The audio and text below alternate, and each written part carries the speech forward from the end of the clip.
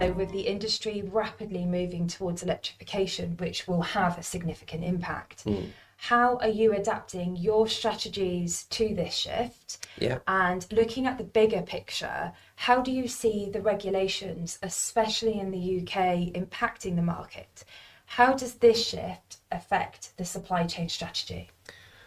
Yeah, that's a difficult question for me to answer, and I'll try and explain why in a simple way. Obviously, from an Aston perspective, we're not as far on that journey as, for example, Volvo Cars were, who made a very early commitment to go fully electric, or even Nissan were, who were one of the first companies to put a full EV mass market car out there into the market. No, electrification is very challenging. I think that you raise a very good point in your question about legislation. And obviously we now have the spectre looming of tariffs and legislation against products coming from certain regions, e.g. China. And I think it's very, you could almost say you almost need somebody in the company or in the supply chain team working full time on just that part of the business, keeping abreast of what's going to happen with taxation, duties, regulations. In the logistics side, we've got the obvious stuff of, is it hazardous goods, is it not? All the specific requirements on storing batteries. I think that there's a major challenge coming in the future in relation to the recycling of batteries. And I know there are some nice ideas, for example, going back to Nissan, where they were recycling the batteries, so it was a sort of mini power unit for a building or a warehouse. But energy storage. Yeah, energy storage, or, there's ideas of how you recycle the energy back into the grid. So there's a lot of fantastic innovation going on. But let's say, total industry volume in the car industry hovers around the 10 million mark, doesn't it, per year? Maybe 10 to 15 million now. And if you think, if all the cars were EVs, then every 5 or 6 years, what happens to those batteries? And there's an environmental impact. And I think it's really a challenge. And then the very simple point of supply chains are a lot of the raw materials, rare earth metals, the lithium, they're all coming from a certain place. And we're back to, there's almost a monopoly on the critical components that are required for electrification, which will take us back to a point where we have less flexibility in sourcing, supply chain, more risk, more invested capital, because most of it's coming from China as it stands. And making an EV car is significantly higher cost than making an ICE car as well. So the profitability and the margins on them is not as great as the ICE vehicle. So I'm talking now for the industry, not for Aston Martin, because, like I say, we're still at the moment building sports cars with nice, powerful engines in them that do a lovely, beautiful roar. But for the industry as a whole, it's a fundamental challenge, and you can see that a lot of brands now, you only have to read the press, are struggling with their margins, and some of them have halted production and development of EVs.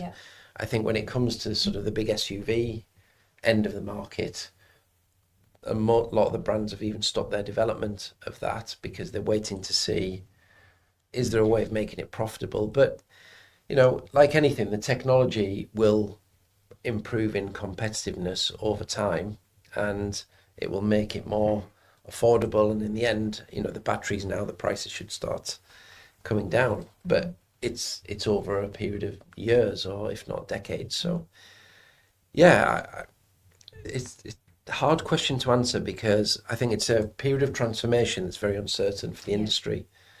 And if you add that to the software angle, then the industry's changing more in the next 10 to 15 years than it has probably in the last 100 years, because yes, cars have improved, but it's been a mechanical product on a combustion engine, effectively, with 4 wheels and a steering wheel. And now it's becoming a sort of connected vehicle. The autonomous. And a new technology of powertrains. It's fundamental change. It is huge. Thank you.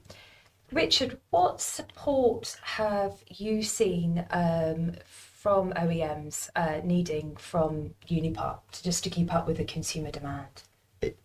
I think it comes down really to 3 things. And as Martin said, there's a massive transformation journey, electrification journey going on at the moment. So it's a time of huge change. So I think number one is expertise. That's what they need from us. As Martin, you've said, it's ridiculously complicated in terms of how you store, move, manage these, particularly the batteries around the world. It's the regulation, the legislation, the compliance, the certifications, the approvals. It's all very immature at the moment, and it's. I think to do another quote, one of my favourite ones is Billy Connolly, the Scottish comedian, and yes, I am of that age. But he did a sketch on corporate plans, and he said, pay attention because it's all going to change tomorrow. It's true, because all of the regulations are going to change. We even, and you were again touching on it there, Martin, the chemistries are going to change in the batteries, and so we're getting our heads around this. And then suddenly it's all going to change again. The aim is to get greater energy density into batteries, to get the cost per kilowatt down, and that's all coming. But it's going to mean massive change. So it's a very complicated business managing an electric supply chain, and expertise is what our customers need. They need us to have the knowledge of it and to be able to manage that complexity.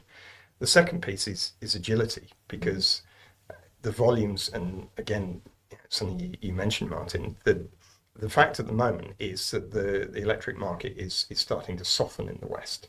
The demand is not quite as anticipated. And ironically, the demand for hybrid and ICE vehicles is strengthening, or certainly holding up far, far greater than was anticipated. And suddenly OEMs are finding that their build plans are in tatters. So it's anything from an 18 months to a 3-year planning cycle. Suddenly it's had the proverbial bus driven through it. And so that rebalancing of supply and demand, the OEMs are ramping up the capacity to build electric vehicles just at the point when actually they don't need all of that capacity at the time that they thought they were going to need it. And they've started to ramp down hybrid and ICE vehicle production just at the point when actually that's holding up. So you need agility in a supply chain, because it's constant change, and you've got to keep on top of that. And I think the final thing is global, because some of our customers are selling vehicles into 70, 80, 100 markets around the world.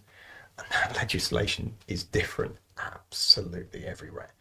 And just having that capability around the world matched to that expertise that you need to manage global supply chains is critical. And I think it comes down to that. It's the expertise, it's the agility, and it's having that global capability.